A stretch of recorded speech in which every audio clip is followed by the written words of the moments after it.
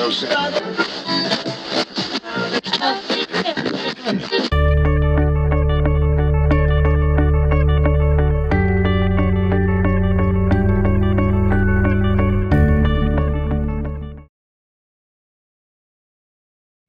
guys! Today, re-review ko itong Bourjois Healthy Mix Serum Foundation. Wala siyang box. It doesn't come with the box. And meron siyang pump. So the foundation claims 16-hour radiance booster, even and revived complexion. Give your skin a boost of radiance with Bourjois Healthy Mix Serum Gel Foundation, made from vitamin-rich fruit therapy formula for an even complexion and an instant anti-fatigue serum. Its fresh and instant blending gel texture blends and easily glides onto the skin for an even, natural finish with no mask effect. Imperfections are erased, signs of fatigue are smoothed, and the skin's radiance is boosted for up to 16 hours. Its vitamin-rich fruit therapy formula contains lychee, goji berries, and pomegranates to combat any signs of fatigue and leave your skin boosting with radiance. Available in 6 radiance-boosting shades. I'm in the shade 52 Vanilla and 53 Light Beige, and I mixed these two. It has a slight kind of beigey, pinkish tone, but not too much, so hindi naman siya obvious sa akin. Yung consistency niya is thick, pero mabilis naman siyang i-blend and hindi siya mabilis mag-set. So meron ka pang time para i-blend siya ng maayos. Yung scent niya, meron siyang fruity scent, parang berry kind of scent. Yung coverage niya is light to medium, not enough to cover yung acne marks, pigmentations, anything that you'd like to cover. I could still see my skin peeking through a little bit, pero you look like you have a very nice skin. Meron siyang parang porcelain effect, maybe because of that beigey kind of light pinkish undertone. I really like the finish. It feels light on the skin.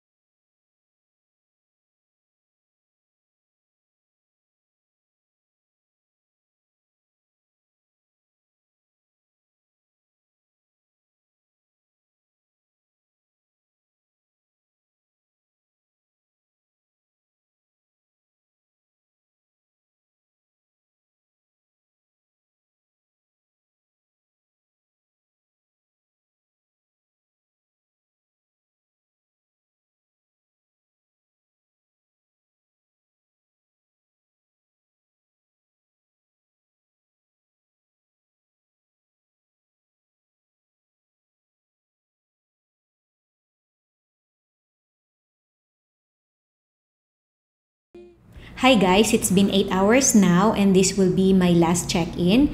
Meron siyang parang powdery matte finish pero hindi siya super flat.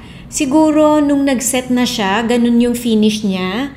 Pag close up naman, pag malapitan, nagsettle na siya ng konti dito sa my sides of my nose but nothing really major. Medyo meron din konti dito sa my smile lines ko pero sobrang minimal lang. And yung pagka-powdery nung finish niya, medyo nagkaroon ng sobrang minimal lang na texture dito sa chin. Hindi naman pangit. Nagkikling din siya sa dry patches. Meron akong katutuyo lang na pimple dito sa gilid ng ilong and medyo kumakapit siya doon.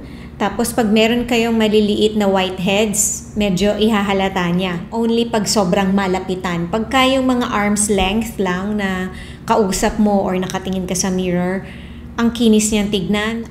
Pabalik-balik ako sa air-conditioned room at saka sa non-air-conditioned room. Pag pinapawisan ako ng sobra, napapansin ko parang umaalsa siya ng konti, medyo nagbubuo-buo na puti. So siguro pag nasa sobrang mainit ka and sobra kang pinagpapawisan, yung tagaktak yung pawis, I think it's possible na mabura siya. Gaya nung nasa noo ko, nakakita ko para siyang nagbubuo ng konti. Kapag nagbablat ako ng oil, may sumasama na konting foundation dun sa blotting sheet. Gusto ko yung effect niya na kahit na medyo may nasisira na sa kanya, like nagbubuo na siya sa gilid ng ilong and may konti dito sa chin, pero sa malayo, makinis pa rin siyang tignan. Very comfortable siya to wear. Comfortable siya sa skin. Hindi rin siya nag-oxidize, hindi umitim, hindi rin pumuti. Nung mas nag-set pa nga, nung mas tumagal, parang mas nagmukha pa siyang powdery, mas nagmukha pa siyang porcelain finish. Pero again, sabi ko kanina, hindi siya yung flat tignan. Meron siyang konting sheen. So that's it. I hope you learned something today, something helpful, and thank you for watching. Bye!